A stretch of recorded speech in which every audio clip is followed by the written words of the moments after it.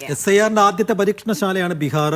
അപ്പോൾ അതിന്റെ റിസൾട്ട് എന്തായിരിക്കുമെന്നാണ് കാത്തിരുന്നു കാണേണ്ടത്. രണ്ടാമത്തെ പരീക്ഷണശാല കേരളമാണ്. മാത്രമല്ല SIR-മായി ബന്ധപ്പെട്ട മുഖ്യ തെരഞ്ഞെടുപ്പ് ഓഫീസറുമായി സംസാരിച്ചിരുന്നു മീഡിയ വൺ അല്ലേ. അദ്ദേഹം എന്താണ് പറയുന്നത് നോക്കാം. അദ്ദേഹം പറയുന്നത് ഈ SIR-മായി ബന്ധപ്പെട്ട ആശങ്കകൾക്ക് അടിസ്ഥാനമില്ല എന്നാണ് രത്തൻ ഖേൽക്കർ മീഡിയ വണ്ണിനോട് വ്യക്തമാക്കുന്നത്. വോട്ടർ പട്ടികയിൽ നിന്ന് ആളുകളെ ഒഴിവാക്കാനല്ല, ഉൾപ്പെടുത്താനാണ് ശ്രമം. രേഖകൾ ഇല്ലാത്തവരുണ്ടെങ്കിൽ തയ്യാറാക്കാൻ തെരഞ്ഞെടുപ്പ് കമ്മീഷൻ സഹായിക്കുമെന്നാണ് അദ്ദേഹം പറയുന്നത്. SIR കേരളത്തിൽ സുഗമമായി നടത്താൻ കഴിയുമെന്നാണ് പ്രതീക്ഷയെന്നും രത്തൻ യു ഖേൽക്കർ മീഡിയ വണ്ണോട് പറഞ്ഞു.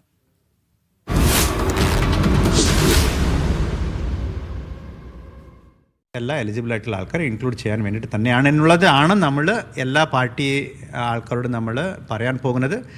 അങ്ങനെ എല്ലാ വളരെ സുതാര്യമായിട്ട് തന്നെ ആയിരിക്കും എല്ലാ കാര്യങ്ങളും ചെയ്യാൻ പോകുന്നത്. അവരുടെ സാന്നിധ്യത്തിൽ തന്നെ അവരുടെ ബൂത്ത് ലെവൽ ഏജൻസ് അടക്കം ഉൾപ്പെടുത്തിക്കൊണ്ട് തന്നെ ആയിരിക്കും നമ്മൾ മുമ്പോട്ട് പോകാൻ ഉദ്ദേശിക്കുന്നത്. നമുക്കൊരു 11 രേഖകളുണ്ട്. അതിൽ പകുതി രേഖകൾ നമ്മുടെ സ്റ്റേറ്റ് രേഖകളാണ്. പിന്നെ ഇപ്പോൾ ആധാർ ഉൾപ്പെടെ വന്നിട്ടുണ്ട്.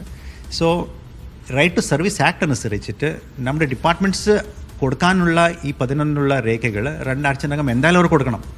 അങ്ങനെ നമ്മുടെ ശ്രദ്ധയിൽ വരുവാണെങ്കിൽ നമ്മുടെ BLO വീട്ടിലേക്ക് പോകുന്നു. വീട്ടിലേക്ക് കണ്ടിട്ട് അവരുടെ കയ്യിലെ രേഖകളില്ല, നമുക്ക് നമ്മുടെ ശ്രദ്ധയിൽ വരുവാണെങ്കിൽ അങ്ങനെയുള്ള ആൾക്കാർക്ക് രേഖ കൊടുക്കാൻ വേണ്ടിയിട്ടുള്ള എല്ലാ നടപടി നമ്മുടെ ഭാഗത്ത് നിന്ന് തീർച്ചയായിട്ടും ഉണ്ടാവും. സുനിൽ ഐസക് വിശദാംശങ്ങൾ നൽകും. സുനിൽ, ഒന്നും പേടിക്കേണ്ട, ഒരാശങ്കയും വേണ്ട, ആരുടെയും വോട്ടുകൾ പോകില്ല എന്ന അദ്ദേഹത്തിന്റെ വാക്കുകൾ പൂർണ്ണമായ ഉറപ്പോടെയും ആത്മവിശ്വാസത്തോടെയുമാണോ അദ്ദേഹം പങ്കുവെക്കുന്നത്? സൈഫുദ്ദീൻ ജിൽസി, ഭരണ പ്രതിപക്ഷ കക്ഷികളുടെ ശക്തമായ എതിർപ്പ് തുടരുന്നതിനിടയിലാണ് കേരളത്തിൽ തീവ്ര വോട്ടർ പട്ടിക പരിഷ്കരണ നടപടികളുമായി തെരഞ്ഞെടുപ്പ് കമ്മീഷൻ മുന്നോട്ട് പോകുന്നത്. അതിന്റെ നടപടിക്രമങ്ങൾ 4-ാം തീയതി ഔദ്യോഗികമായി തന്നെ ആരംഭിക്കുമെന്നാണ് തെരഞ്ഞെടുപ്പ് ഓഫീസർ പറയുന്നത്.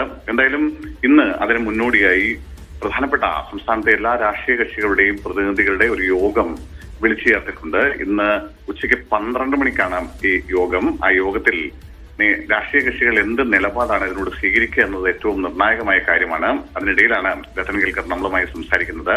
അദ്ദേഹം പറയുന്നത് ഏതെങ്കിലും തരത്തിലുള്ള ആശങ്കകളുടെ ആവശ്യമില്ല, അജണ്ടകളൊന്നും നടപ്പിലാക്കുക ഇതിന്റെ ഉദ്ദേശമല്ല. ഏറ്റവും സുതാര്യമായ ഒരു വോട്ടർ പട്ടിക എന്നത് മാത്രമാണ് തെരഞ്ഞെടുപ്പ് കമ്മീഷന്റെ മുമ്പിലുള്ള ലക്ഷ്യം. അതിനുവേണ്ടിയുള്ള ശ്രമത്തിൽ എല്ലാ തരത്തിലുള്ള രാഷ്ട്രീയ കക്ഷികളുടെയും പിന്തുണ ഉണ്ടാകുമെന്നാണ് പ്രതീക്ഷിക്കുന്നത്. മാത്രമല്ല, ഏതെങ്കിലും തരത്തിലുള്ള ആശങ്ക ഏതെങ്കിലും രാഷ്ട്രീയ കക്ഷികൾക്കോ മറ്റാളുകൾക്കോ ആർക്കെങ്കിലും എന്തെങ്കിലും മീഡിയയ്ക്ക് പോലും ഉണ്ടെങ്കിൽ പോലും നമ്മളുമായി നേരിട്ട് ബന്ധപ്പെടാം. ആ വിഷയത്തിൽ നമുക്ക് പരിഹാരം ഉണ്ടാക്കാം.